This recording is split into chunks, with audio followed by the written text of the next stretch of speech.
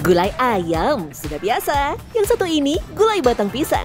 Ya, Anda tidak salah. Kuah belangong yang merupakan sajian khas Aceh Besar ini memang memakai batang pisang sebagai salah satu elemen utamanya.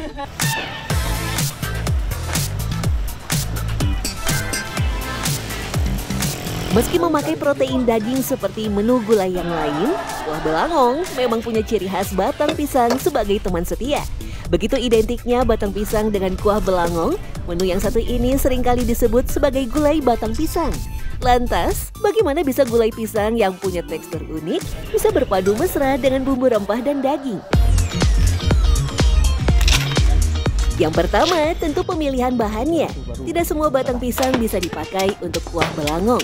Masyarakat Aceh biasa memakai batang pisang batu atau pisang monyet yang seringkali hanya bisa ditemukan di hutan.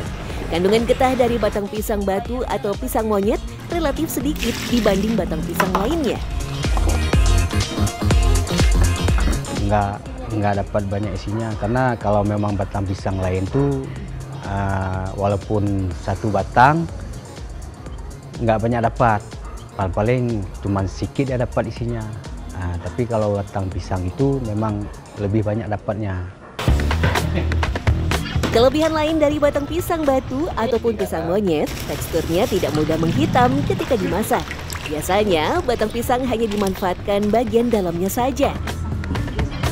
Tetapi sebelum diolah, batang pisang perlu dibersihkan serat-seratnya dan diperiksa tingkat kekerasannya. Batang pisang yang terlalu keras cenderung sulit untuk dicerna.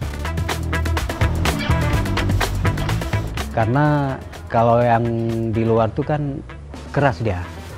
Nggak sanggup kita makan, nggak sanggup kita ngunyah, karena dia berserat kayak benang. Tapi kalau yang di dalam tuh memang udah empuk, maka kita pakai batang pisang tuh yang bagian dalamnya, ibarat hatinya.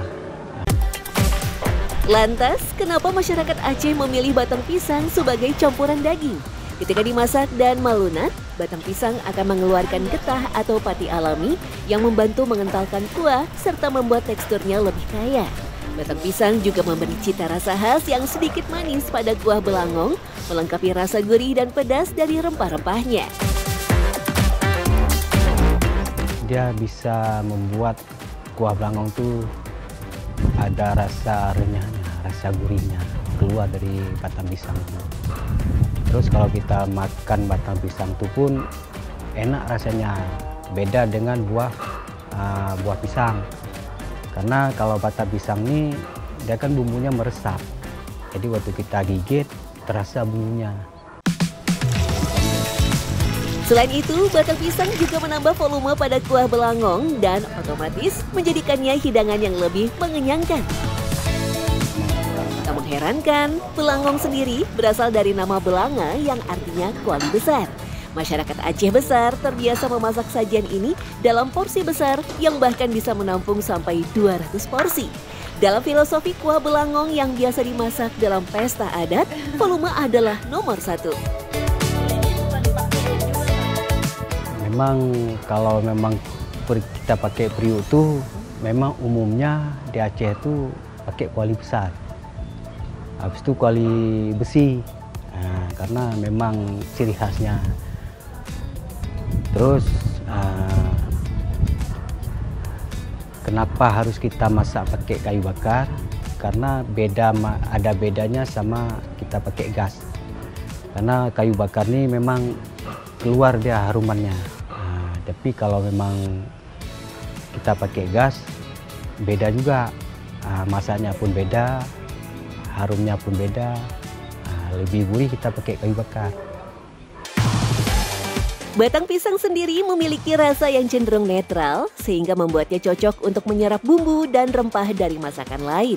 Di daerah tropis seperti Indonesia, memanfaatkan batang pisang adalah cara cerdas untuk mengurangi limbah, sekaligus memaksimalkan setiap bagian dari tanaman. Semua adalah bentuk kearifan lokal dalam pemanfaatan sumber daya alam. Tetapi, rasa sepat ternyata tak hanya digemari sebagai sajian kuah belangong. Rujak Aceh pun juga memakai tekstur sepat sebagai pelengkapnya. Meski kini para pedagang lebih sering memakai pisang batu, dulu mereka memakai buah rumbia alias salak hutan Aceh. Sayangnya, sejak tsunami 2004, keberadaan rumbia yang merupakan buah dari pohon sagu sudah sangat sulit ditemukan. Ya, sudah agak langka ya setelah tsunami itu pohon-pohonnya tuh banyak yang kena bencana tsunami. Jadi banyak yang udah mati. Dan rasanya tuh udah nggak sama kayak yang sebelum tsunami. Kalau sekarang tuh rumbia tuh lebih kelat kali itu, dan agak lebih kecil-kecil dia. Kalau dulu agak besar-besar, lemak. Buah lain yang sangat menonjol pada rujak Aceh tentulah kawista. Memiliki aroma yang sangat wangi dan unik. Buah yang sering disebut sebagai buah batok ini sering digambarkan mirip kombinasi aroma buah tropis dengan sedikit sentuhan rempah. Bahkan ada yang menyebutnya seperti aroma keju biru. Menjadi pembeda dari semua rujak buah di Nusantara, daging buah kawista memiliki rasa yang perpaduan antara asam, manis, dan pastinya sepet. Kawista tuh fungsinya untuk rasa asam sama wangi. Jadi kalau wangi, memang wangi khas dia dari kawista. Kalau asam, ya kayak asam Jawa ya. Kalau asam Jawa kan nggak wangi, cuman asamnya aja. Kalau kawista kan ada wanginya dia, ada ciri khasnya.